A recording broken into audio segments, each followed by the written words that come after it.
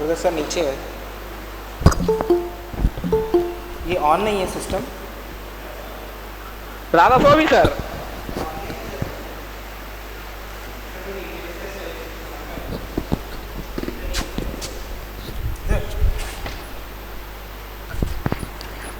यहाँ किसी में है?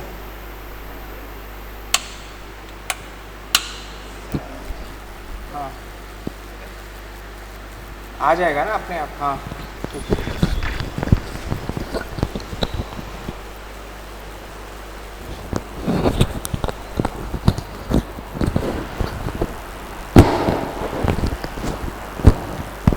Okay, good morning all of you. Yes, sir. Good morning, sir. Good morning. Good morning, sir.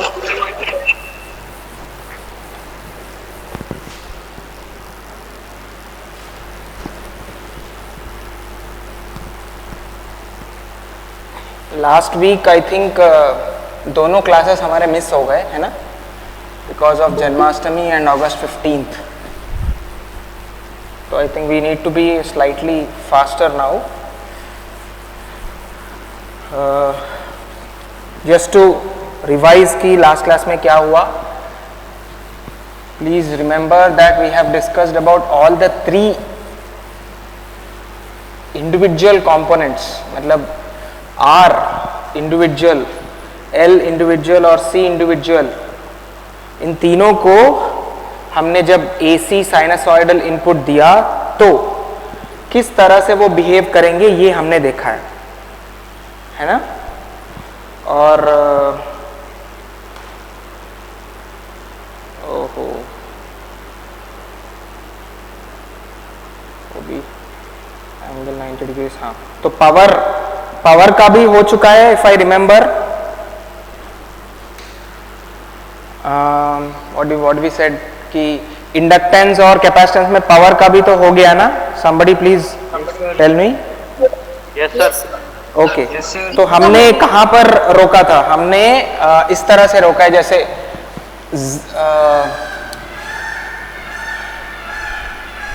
Z is equal to R angle 0 and Z is equal to XL angle 90 and Z is equal to XC angle minus 90. I think यहाँ पर हमने रोक दिया था sir. तीनों का impedance और एम्पीडेंस निकाला है ना, पावर भी निकाला। तीनों के इम्पीडेंसेस हमने कैलकुलेट करके छोड़ दिया था। Yes sir. तीनों केसेस में, ठीक है। अब जरूरत क्या है ऐसे, मतलब why did we do this? आगे हम एक्चुअली अभी हमने क्या किया, इस केस में एक इंडिविजुअल रेजिस्टेंस को एसी सप्लाई दिया है, इस केस में एक इंडिविजुअल इंडक्टेंस को एसी सप्लाई देकर हमने रिस्पॉन्स फाइंड किया, इस केस में इंडिविजुअल कैपेसिटर को आपने एसी सप्लाई देके फाइंड किया है। तो ये इन तीनों के सर्किट्स थे अभी जिसमें जो चीज हमने डिस्कस किया इससे पहले। But now later on what we will try to do is we try to combine them. क्या combination?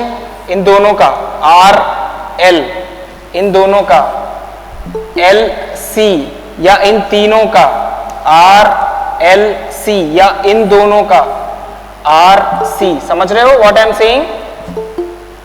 Are you following what I am saying? आगे हम इन तीनों के कॉम्बिनेशन, या तो दो का कॉम्बिनेशन या तीनों का कॉम्बिनेशन, उसको पढ़ेंगे। मतलब we will try to analyse or we will try to find out the sinusoidal response of combination of these elements. ठीक है? Why do we need to combine them? Because every electrical equipment, whatever we are talking about in this, existing in this world, existing in this universe, all electrical equipments are nothing but combination of these three elements only.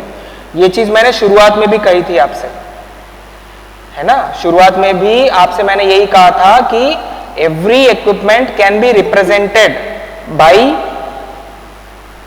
Every equipment can be represented by these three elements only. And first हमने क्या किया, इन तीनों को अलग अलग पढ़ा है, और अब आगे जाके हम इन तीनों को साथ साथ मतलब मिला के कॉम्बिनेशन वाइज पढ़ेंगे। ठीक है, कॉम्बिनेशन पढ़ेंगे। Okay, But before that, before going to study about these combinations, we need to study a concept called as, बताऊंगा उसका नाम,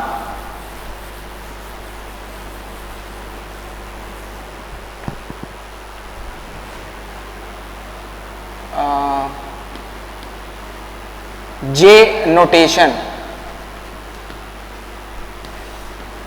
स्मॉल जे यूज कर रहा हूं मैं यहां पर, जे नोटेशन. अब ये कुछ नया या नई चीज नहीं है बिल्कुल. आप लोगों ने मैथमेटिक्स में आई नोटेशन पढ़ा है, याद है आप लोगों को?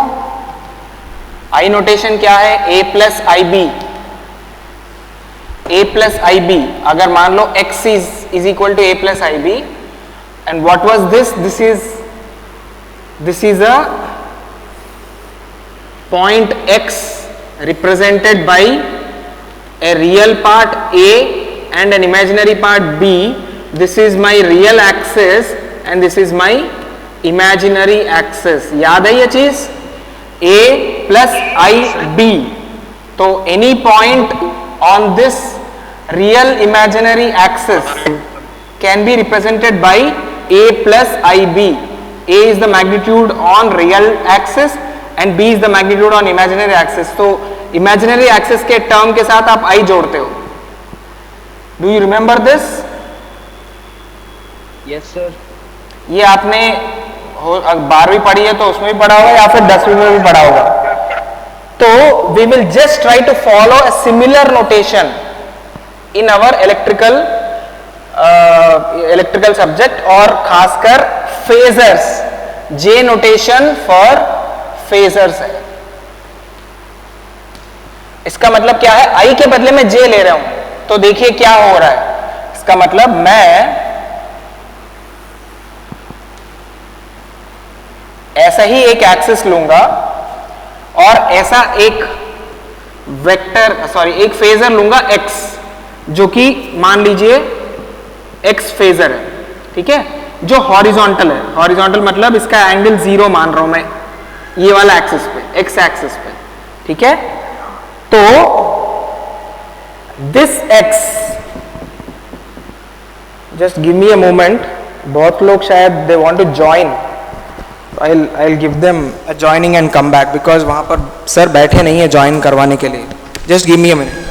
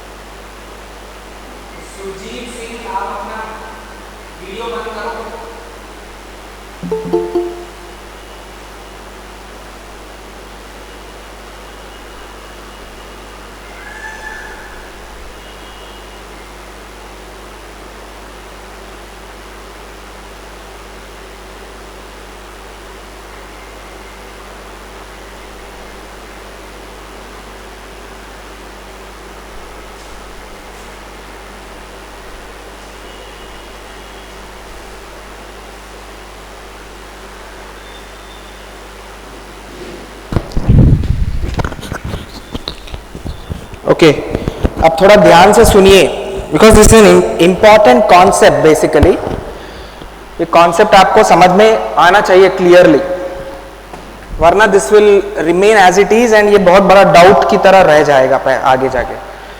तो if I consider a phasor x which is at angle 0, I can represent it like this, x angle 0. ठीक है, यहां नहीं, मैं अलग से लिखता हूं. चलो, I can write it like x angle 0. ठीक है. x angle 0. Now if I want to represent the same angle, same phasor at 90 degrees, which means x now is 90 degrees like this. ठीक है, अब प्लस 90 क्यों लिया? क्योंकि ये इससे लीड कर रहा है कि नहीं. This x is leading this x, मतलब if I move this x like this, then it becomes x angle 90.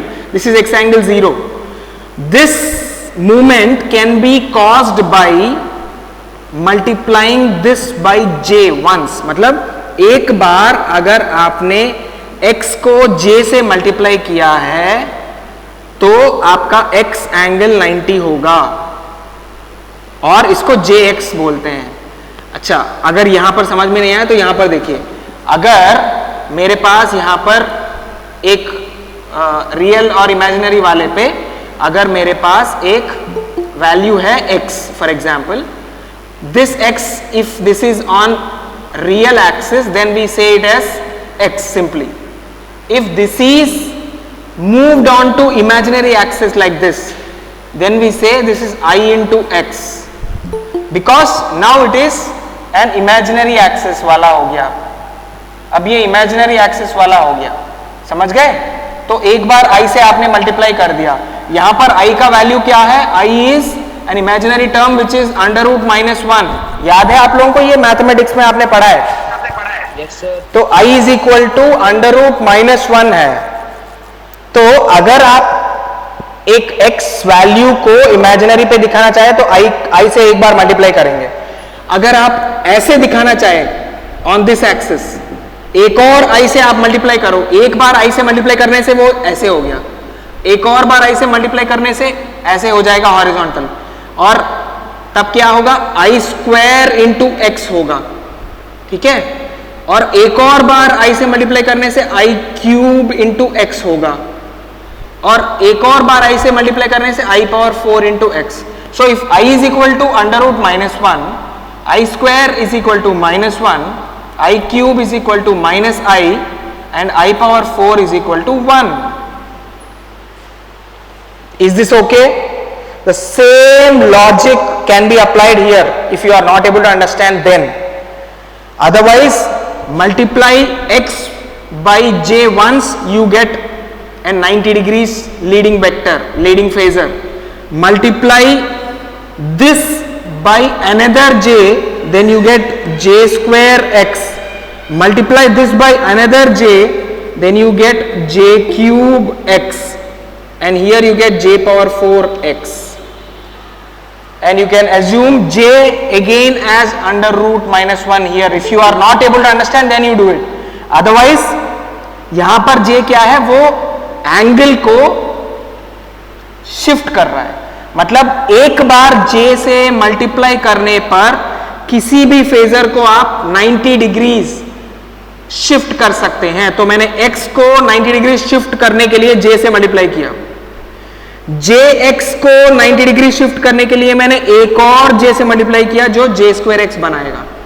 j square x को एक और 90 डिग्री शिफ्ट करने के लिए मैंने एक और j से मल्टीप्लाई किया तो j क्यूब x हो गया. इसको एक और 90 डिग्री शिफ्ट करने के लिए मैंने एक और j से मल्टीप्लाई किया, j power 4x. Are you following? So even if you assume j is equal to under root minus 1 here also, then j is equal to under root minus 1, so j square is equal to minus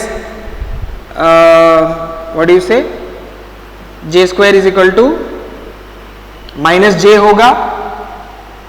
ठीक है, और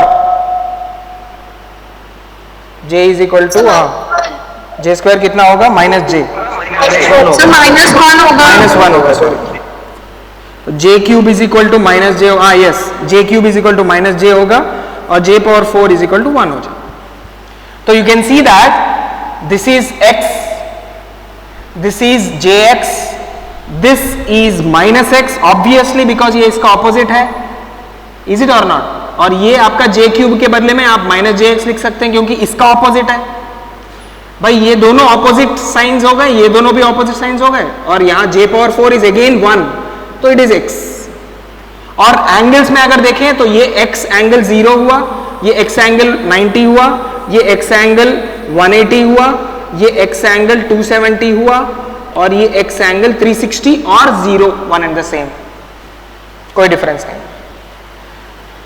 So this J notation allows you to, you know, represent any phasor at any particular angle, ठीक है, at any particular angle. If you multiply it exactly with J, then it will be, you can say कि 90 degree से आपने shift किया है। तो for example अगर मैंने यहां पर एक कोई भी वैल्यू इस पूरे प्लेन में कोई एक वैल्यू मैंने लिया P, ठीक है, this P can be represented as a combination of a value on this axis and a combination of value on this axis. इसको आप J axis बोल सकते हैं। This is, you can say, a real axis, this is a J axis, real axis, this is a J axis. तो P को आप कैसे represent कर सकते हैं? A अगर यहां पर मैग्नीट्यूड है और B अगर यहां पर मैग्नीट्यूड है, तो P can be written as A plus JB, same जैसे यहां पर लिखा है वैसे ही है, ठीक है। तो P can be written as A plus JB because A is on this axis which is a real term and B is on this axis which is 90 degrees.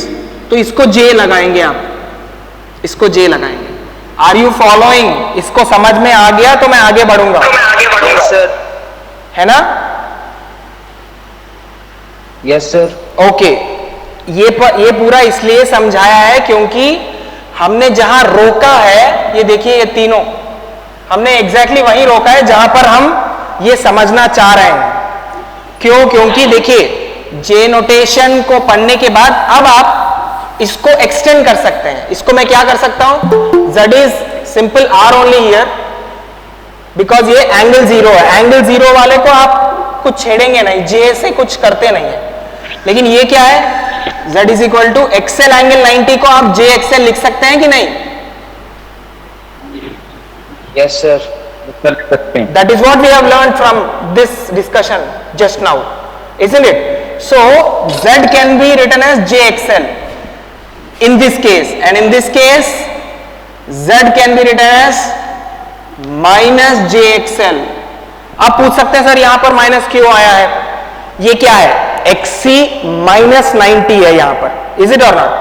तो अगर X को प्लस 90 दिखा रहे हो तो इधर है ऊपर की ओर, अगर x को माइनस 90 दिखाना है तो नीचे की ओर। मैंने यहां पर 270 लिखा है, इसको आप x एंगल माइनस 90 भी लिख सकते हैं, यस और नो? Yes sir. है ना? तो this value will be x minus 90 and इधर जो भी आता है फेजर उसको आप क्या कर रहे हो? माइनस jx करते हो। तो सिमिलरली यहां पर मैंने क्या किया? Z को माइनस JX, अच्छा सॉरी XC है, ये XC कर दिया मैंने। अब समझ में आया आप लोगों को? Yes sir. तो impedance in a resistance is nothing but resistance itself, R, whereas impedance in inductance is equal to JXL and impedance in capacitance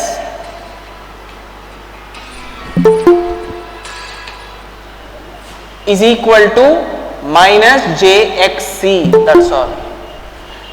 ये सब कब है? जब आप इंडिविजुअली इनको पढ़ रहे हैं, इंडिविजुअली इनको पढ़ रहे हैं, ठीक है, ईच ऑफ देम। जब इंडिविजुअली इनको पढ़ रहे हैं तब ये हाल है। अब हम क्या करेंगे? Because we have understood till now all this concept, I mean J concept and all, we can now, can I rub this now? We can now move on to our next topic जो मैंने बोला है आपको, combinations. ये चीज याद रख लीजिए, अब हमें ये इस चीज की जरूरत पड़ेगी बिल्कुल, ठीक है। तो मैं ये रब कर रहा हूं अभी क्योंकि अभी हम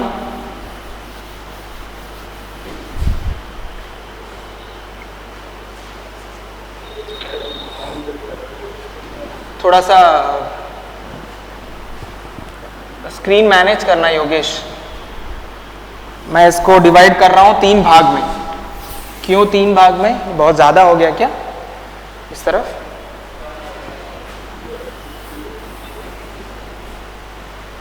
क्योंकि अब मुझे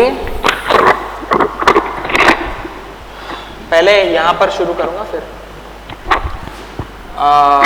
now just like I told you before starting, इस क्लास के शुरुआत में मैंने जैसे कहा, sine response of RL circuit. तो अब हम ये पढ़ने वाले हैं और यहां पर मैं sine response of RC circuit पढ़ने वाले हैं और बीच में sine response of RLC circuit, ये पढ़ने वाले हैं। तो देखिए, now we have taken 3 combinations, we have taken 3 combinations. One is RL का कॉम्बिनेशन, RC का कॉम्बिनेशन और RLC का कॉम्बिनेशन। ठीक है, तो अब देखिए, let me draw the circuit diagram. First of all circuit diagram आपका ऐसे रहेगा, AC sine wave as source और R और L, R और L का कॉम्बिनेशन है और वो भी हम सीरीज का कॉम्बिनेशन ले रहे हैं। ठीक है, तो this is my source, supply voltage Vs, this is my supply voltage Vs, this is R, this is L। L को मैं XL से भी रिप्रेजेंट कर सकता हूं, because if L is there then 2 pi FL भी तो होगा, बिकॉज इसका कोई फ्रीक्वेंसी होगा तो डेफिनेटली XL भी होगा। ठीक है, is is okay? Now similarly sign response of RC circuit, RC circuit में क्या होगा? R एंड C, यहां भी सोर्स है Vs और यहां भी C को मैं XC ले सकता हूं, विच इज 1/2 पाई FC। ठीक है, which is 1/2 pi FC। Is this okay? Can you understand this now? Okay, now let me come back to RL. So we'll first see about RL for some time and then we will go into RC. Okay, तो RL में you must be knowing this basic voltage law KVL, Vs is equal to VR plus VL, is it or not? ये याद है आप लोगों को? Yes sir. ये तो आपका KVL हुआ है ना, लेकिन यहां पर एक स्पेशल चीज आपको ऐड करना है, वो क्या है? What is this?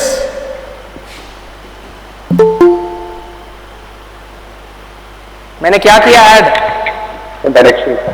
Sir direction vector. This explains that these are not simple values but these are phasors. Is it or not? These are not simple values, these are phasors, and this is phasor addition. This is phasor addition. Okay, this is not simple this one, but this is phasor addition. Okay,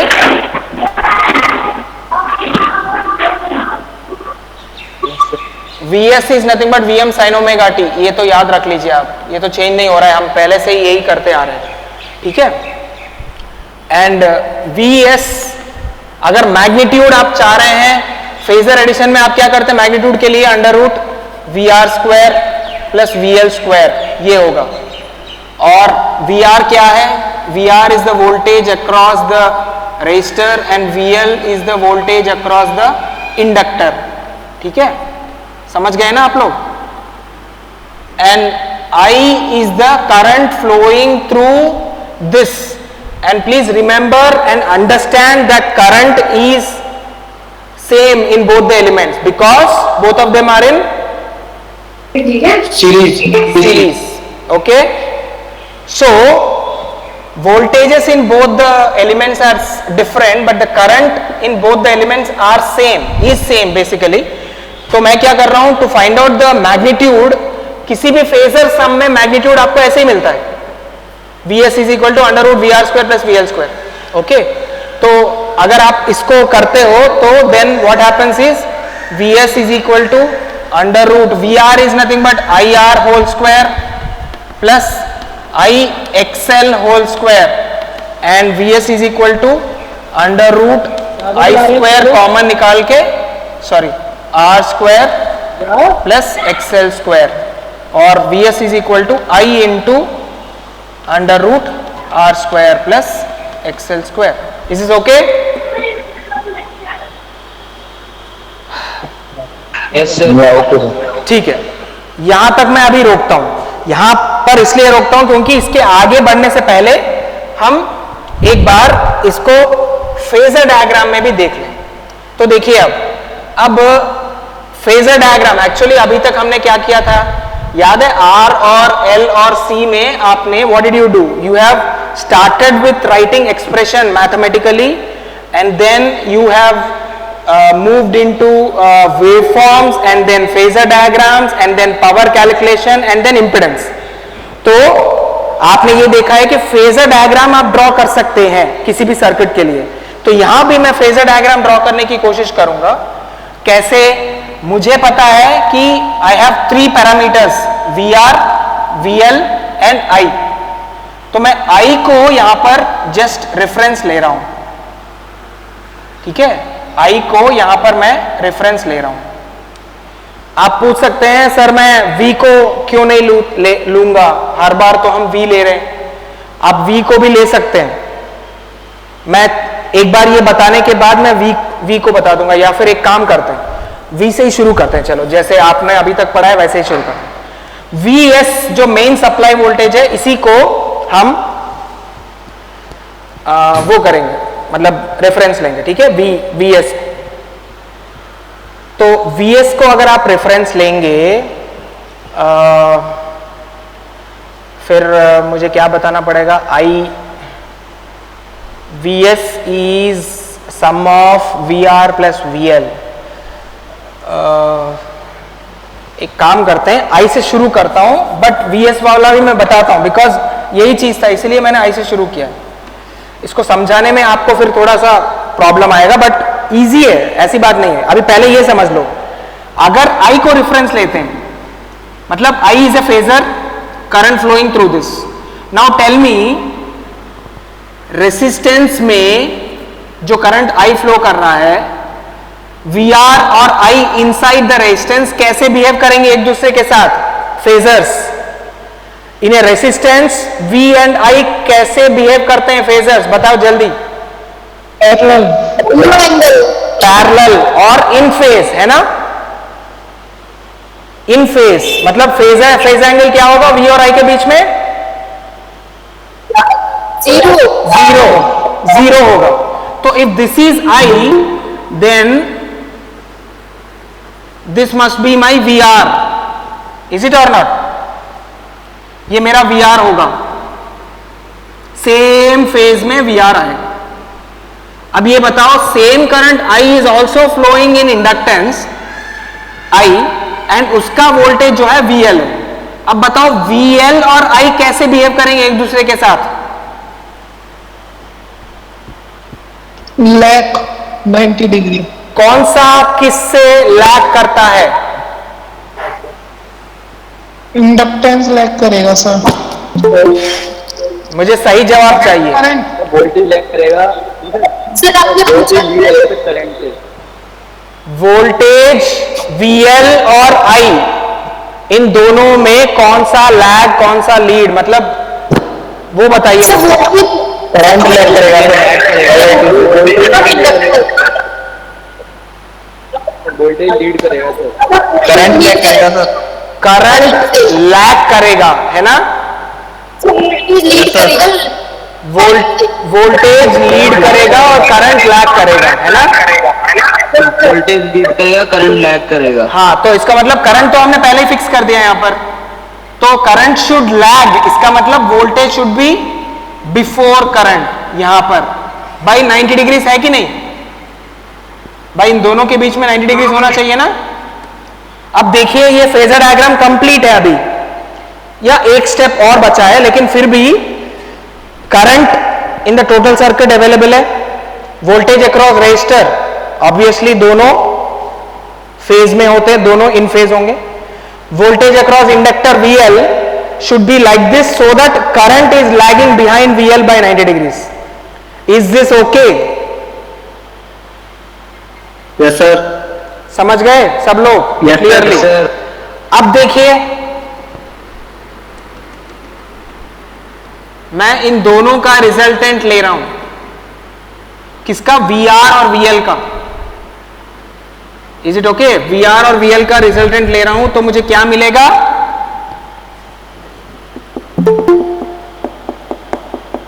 क्या मिलना चाहिए? VS। तो this is my VS। Are you following? Yes sir. By VS is nothing but phasor sum of VR and VL. तो VS is nothing but phasor sum of VR and VL. तो मैं इसको ऐसे भी दिखा सकता हूं, इसकी जगह मैं यहां पर भी बना सकता हूं। I don't think there is any issue with this, because मैंने क्या किया, बस पैरेलली इसको मूव कर करके यहां पर ले आया, इसमें कोई गलत नहीं है बिल्कुल। यहां के बदले में मैं यहां भी बना सकता हूं, there is no issue at all. Because I am moving it parallel without any angular change, it doesn't matter, even then it is right. समझ गए? तो अब देखिए मेरा ये बना,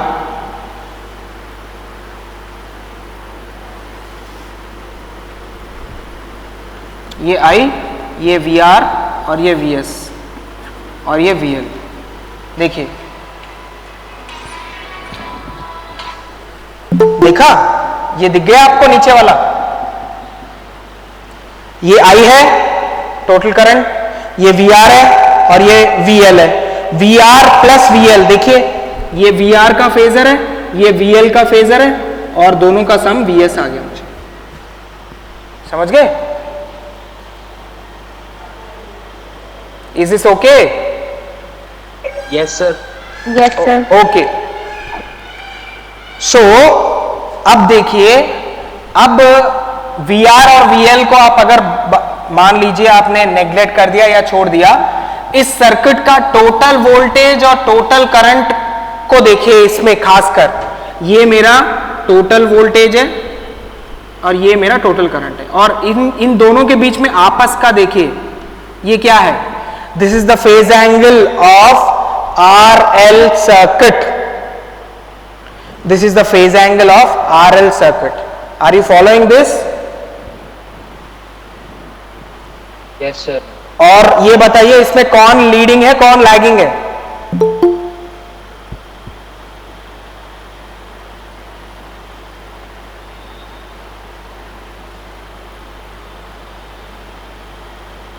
इसमें कौन लीडिंग है और कौन लैगिंग है? इनका वॉल्यूम बंद है क्या? VS होगा सर लीडिंग। VS लीडिंग है बिल्कुल, और I लैग कर रहा है। Yes sir. और देखिए अब इस फेजर में फिर से देखते हैं, अगर इस सर्किट में R का वैल्यू बहुत ज्यादा है तो क्या होगा? R जो है, ये जो एंगल है, ये जो एंगल आ रहा है ना आपको, इन दोनों के बीच में जो I का एंगल है, इन दोनों के बीच में जो ये फाई क्या है? एक्चुअली ये फाई कितना होना चाहिए? अगर इंडिविजुअल R होता, अगर इंडिविजुअल R होता तो ये एंगल 0 होता, अगर इंडिविजुअल L होता तो ये एंगल प्लस 90 होता, है ना ऐसे। लेकिन क्योंकि दोनों का कॉम्बिनेशन है, ना 0 है ना 90 है, बल्कि उन दोनों के बीच का एंगल है। आप समझ रहे हो ये? Yes sir. I think you should understand this concept. I एक बार और बता रहा हूं, ध्यान से सुनिए। अगर इस सर्किट में सिर्फ R होता तो V और I के बीच में एंगल 0 होता, मानेंगे या नहीं?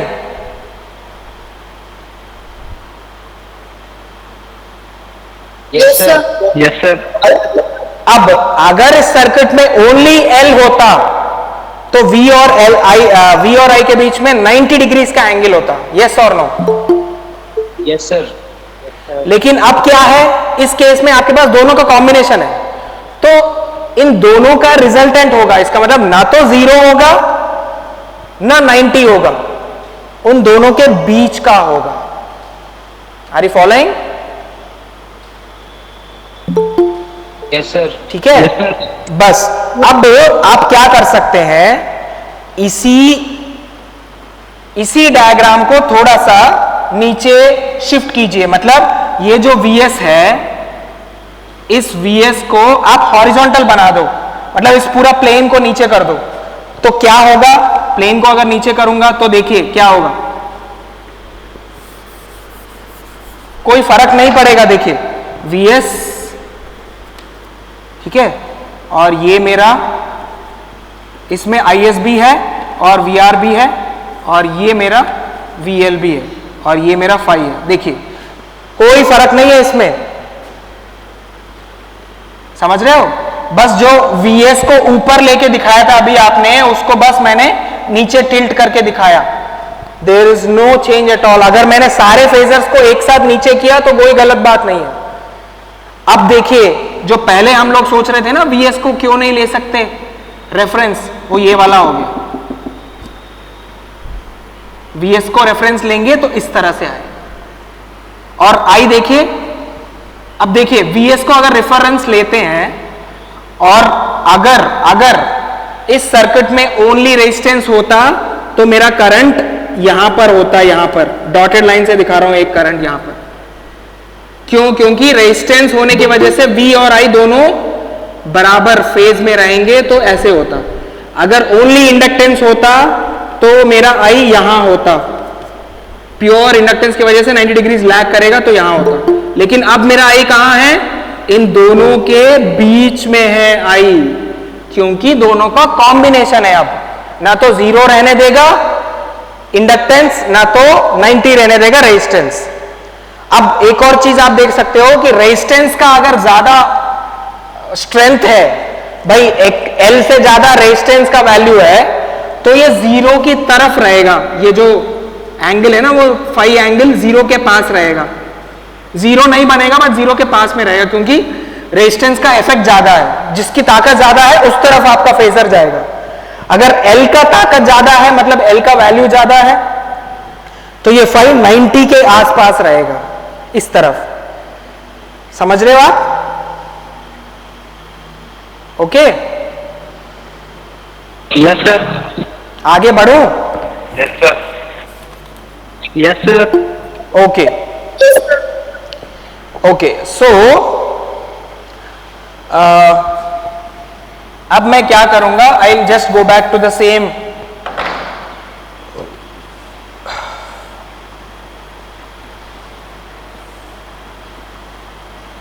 आई will just go back to same triangle, same ये वाला जो था ना, VR, VS, सॉरी VL और ये VS। ठीक है, अब देखिए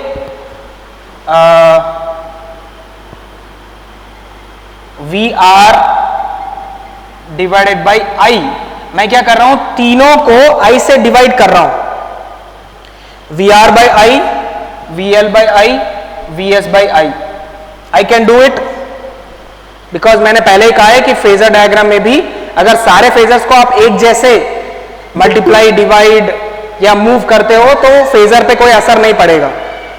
तो VR बाई I क्या है? VR बाई I मुझे रेजिस्टेंस मिलेगा, यस और no? Ohm's law. What is VR by I? VR is the voltage across resistor, I is the current through the resistor. तो V by I will give you the resistor value only, है कि नहीं? तो VR by I is equal to R, we L by I, V L और इसके अंदर जो आई flow कर रहा है वो, तो V L by I is nothing but XL,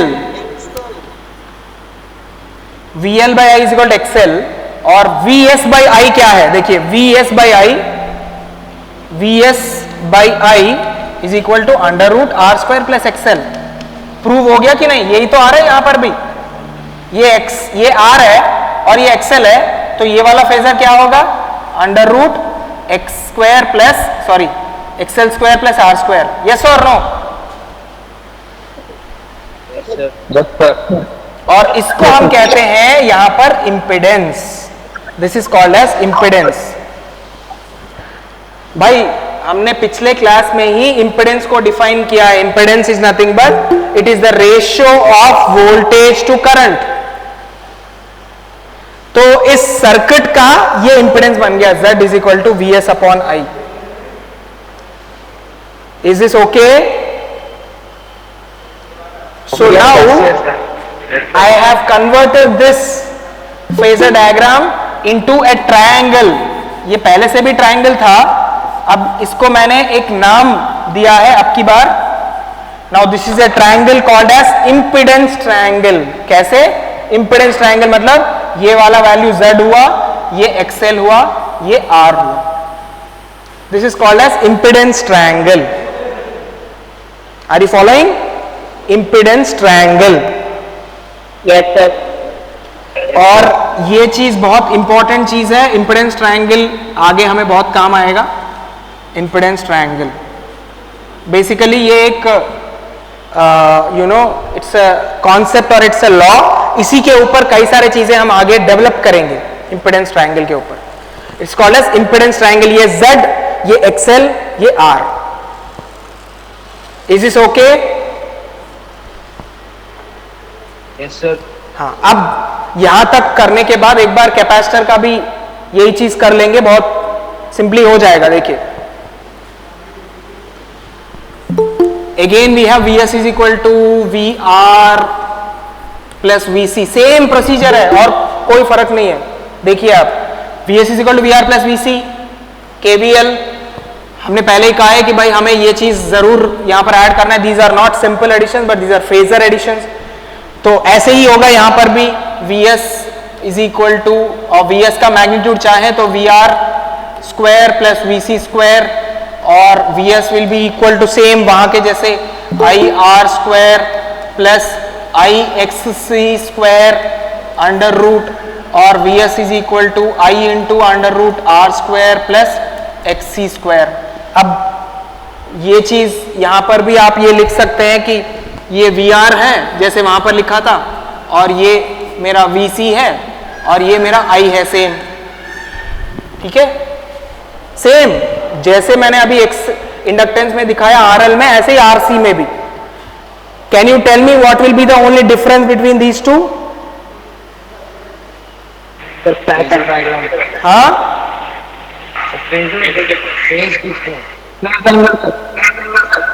क्या कह रहे हैं? Sir phase angle difference. हाँ, फेजर डायग्राम में फेज एंगल का डिफरेंस रहता है बस। यहां पर मुझे ऊपर की ओर एक्सएल आया है ना, यहां पर मुझे नीचे की ओर एक्ससी आएगा। अच्छा, किसी ने XL is equal to XC कर दिया, Madhur. XL is equal to XC simply हम इक्वल नहीं करते, मतलब वहां पर एक्सएल को एक्ससी से रिप्लेस नहीं करते, सिंपली सिंपल रिप्लेसमेंट नहीं है, बिकॉज एक्सएल और एक्ससी में फेज एंगल का फर्क है। एक्सएल ऊपर की तरफ है तो एक्ससी नीचे की तरफ होगा। कैसे होगा ये भी आप अभी देख सकते हैं। फेजर डायग्राम देखिए, अगर मैं करंट को रेफरेंस मानूं, जैसे यहां पर माना था, तो करंट को रेफरेंस मानने से मेरा वी आर तो ऐसे ही रहेगा रेजिस्टेंस में, है ना।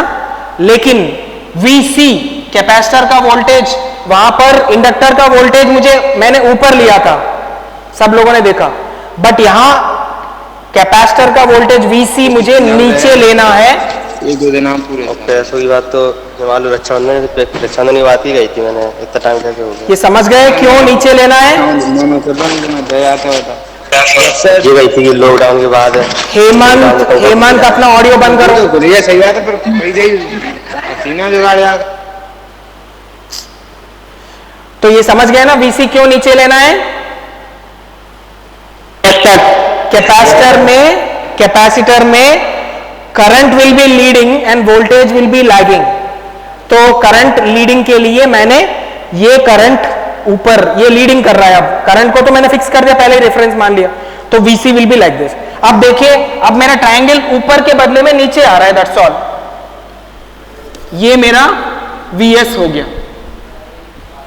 ये मेरा वीएस हो गया, ये जो इन दोनों का रिजल्टेंट है, वीआर और वीएस का जो रिजल्टेंट है वो मेरा वीएस हो गया। ठीक है, इज इज ओके। अब इसी को चाहिए तो मैं यहां पर और दिखा सकता हूं, जैसे यहां पर दिखाया था।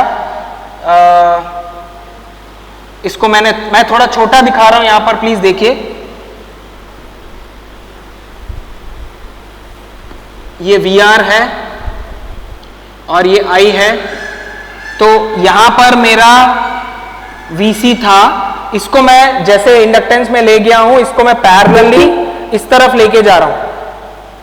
ठीक है, तो पैरेलली यहां ले जाके मैं यहां पर VC बना रहा हूं, तो मेरा क्या हो जाएगा, ये मेरा VS हो जाएगा। So again you can see that VS is equal to VR plus BC। ये हमने ये फिर से प्रूव कर दिया हमने, जैसे वहां किया था, बस नीचे की ओर आपका फेजर आ गया। ठीक है, और यहां पर भी आप इस फेजर में डिवाइड बाई I करो, डिवाइड बाई I करो और डिवाइड बाई I करो, तो you will get another impedance triangle like this. This is R, this is XC, VR by I is R, VC by I is XC and VS by I is Z। देखिए एक और impedance triangle आ गया आपको, this one, but now this impedance triangle is downward because of XC। Are you following? बस इसको यहां पर आप देखिए, इस ये इंपेडेंस क्या होगा यहां पर, under root R square plus XC square, तो हमें मिल ही गया। तो VS by I is equal to यहां पर Z है, and that is equal to R square plus XC square. यही तक हमने यहां भी दिखाया है इंडक्टेंस में भी, और यही तक हमने कैपेसिटेंस में भी दिखाया है। ठीक है, did you follow this now? Sir there is another class VID। Yes, हो गया मेरा क्लास हो गया। मैं बस यहां तक दिखाना चाह रहा था, इंडक्टेंस और कैपेसिटेंस एक जैसे हमने पढ़ ली एक बार, और दोनों एक ही लेवल पे हमने छोड़ा है अभी, तो अगले क्लास में यहां से कंटिन्यू करेंगे। ठीक है।